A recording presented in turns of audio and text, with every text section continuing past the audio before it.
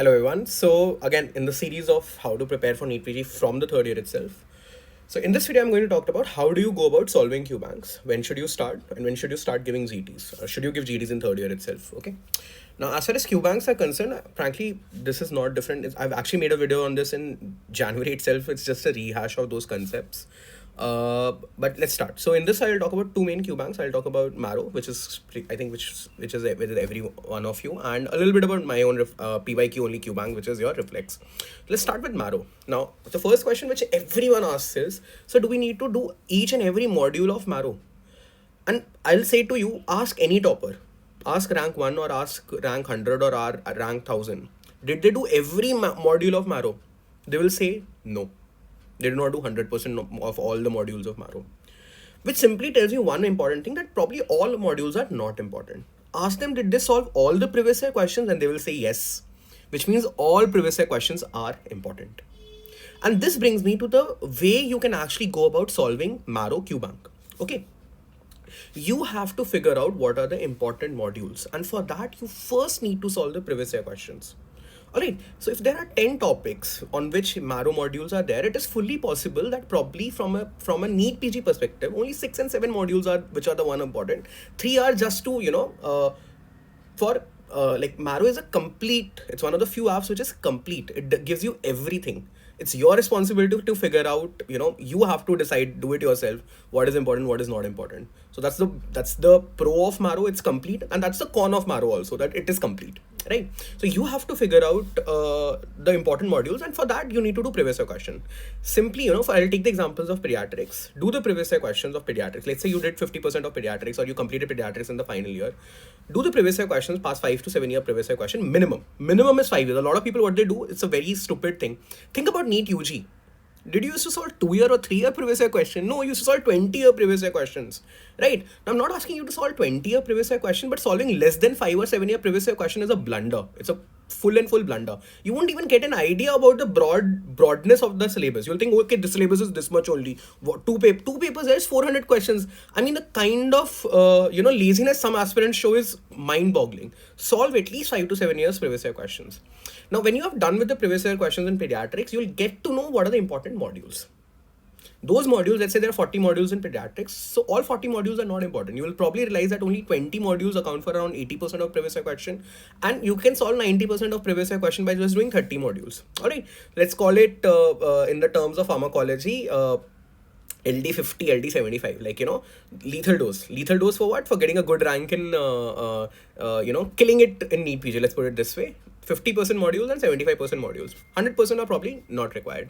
So I would say that ideally you should solve around 50 to 70% of the modules if you're actually aiming for a top 1000 kind of a rank. Okay, the lesser modules you solve, the lesser number of questions you do, your rank will keep on falling. But if you're aiming for a top 100 or 1000 rank, you should solve around 50 to 60% to 70% of modules. Yeah, that's what's required. But you have to identify those important modules. So how do you identify? Like I said, previous year question. First do previous year question. That helps you in identifying important topics.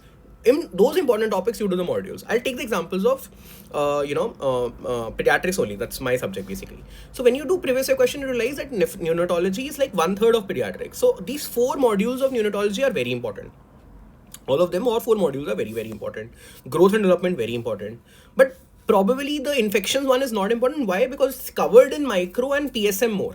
Like, I would consider polio, I would consider mumps, measles, rubella to be PSM and micro topic, and they would have covered it in much more depth, and questions will be more from microbiology aspects in the exam rather than when you solve previous year question, you realize rather than the pediatrics aspect.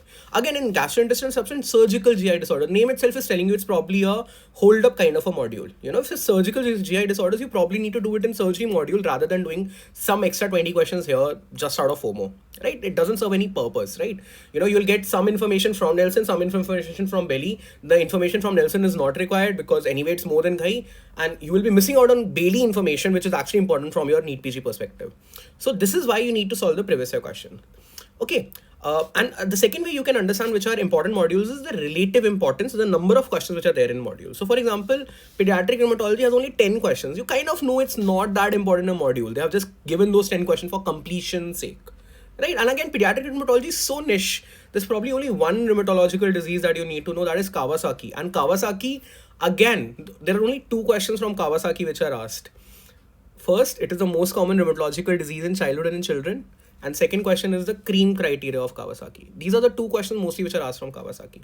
So that is why, again, solving 10-15 MCQs for that maybe not required. Again, hematology MCQ is not required because where it's covered in PAT, it's covered in medicine, it's covered in hematology, right? So again, that's how you can easily, remove the non-important modules and ensure that you solve the good modules from Marrow, probably.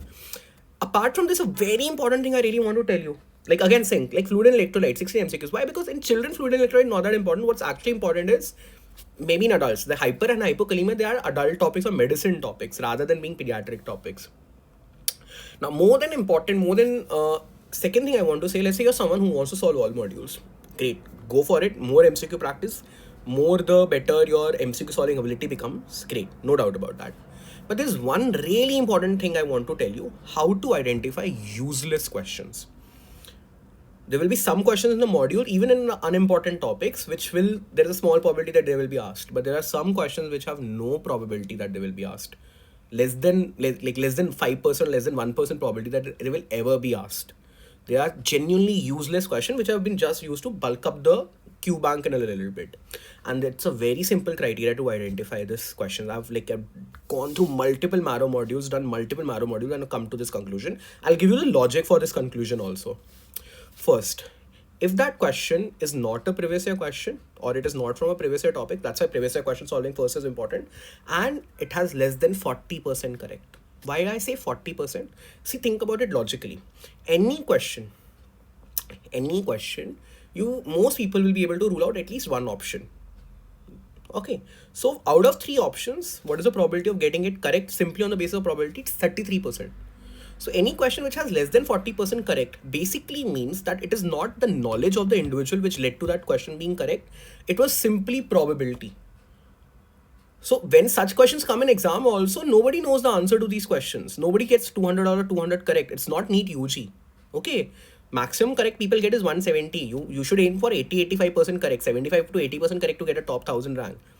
You cannot aim for 100% correct in NEET PG. Syllabus becomes infinite, right?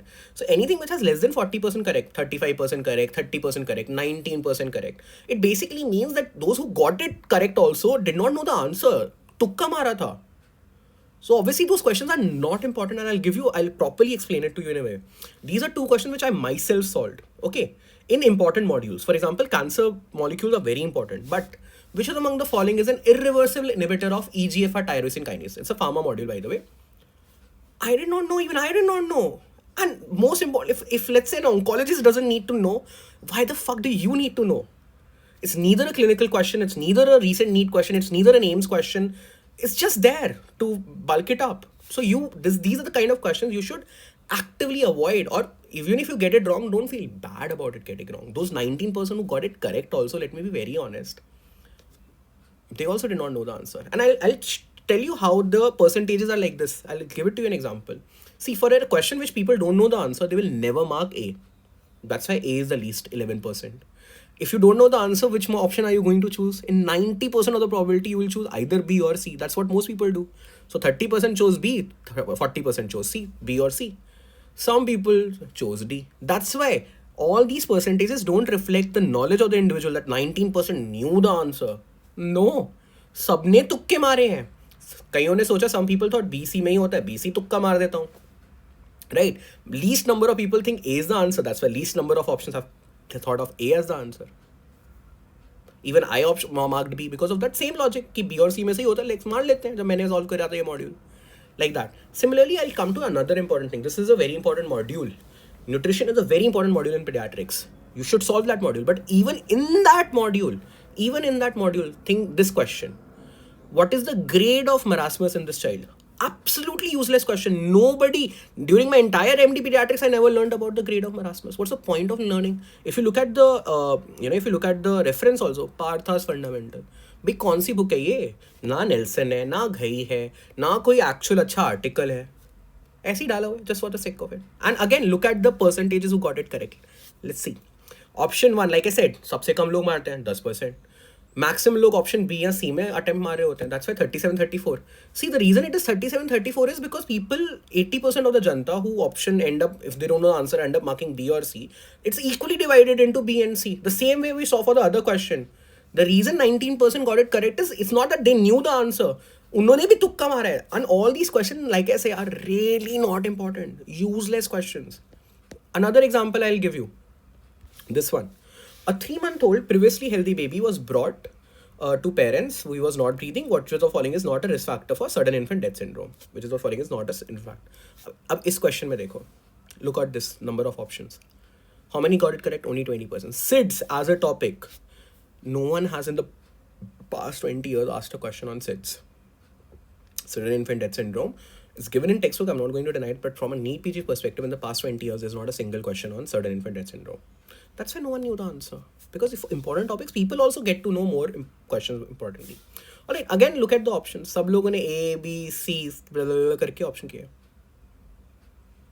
Equally है सारे के सारे option percentage. 20 20 20. एक class में D, चलो सब में D आ रहा होता है. दोनों में D आ रहा था, यहाँ पे भी D था, यहाँ पे भी D था. They must have figured out कि D रख रहे होते हैं तो D मार दिया. But look at this question. See, in this question also, people got only 18% correct. But look at the tags. Recent NEET.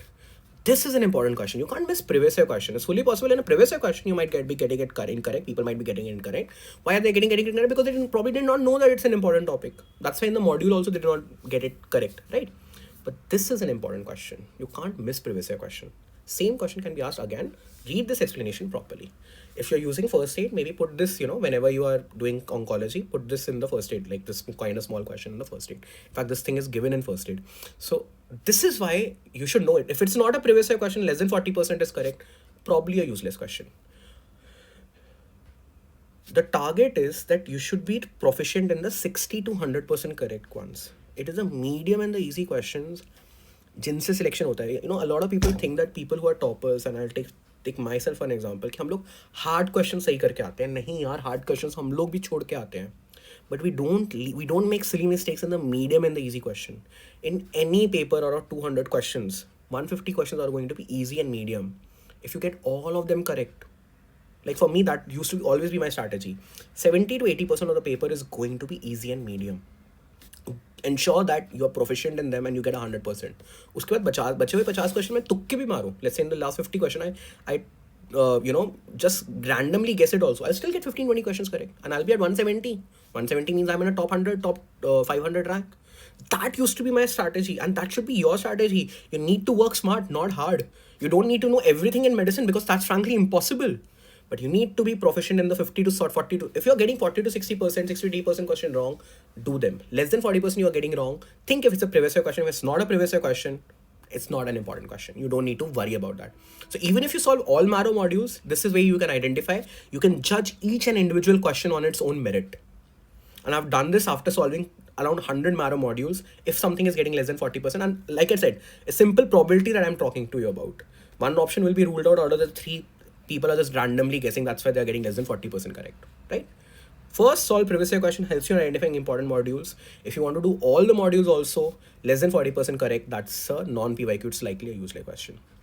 This brings me to the second Qbank, kind of an affordable version, especially for PYQs.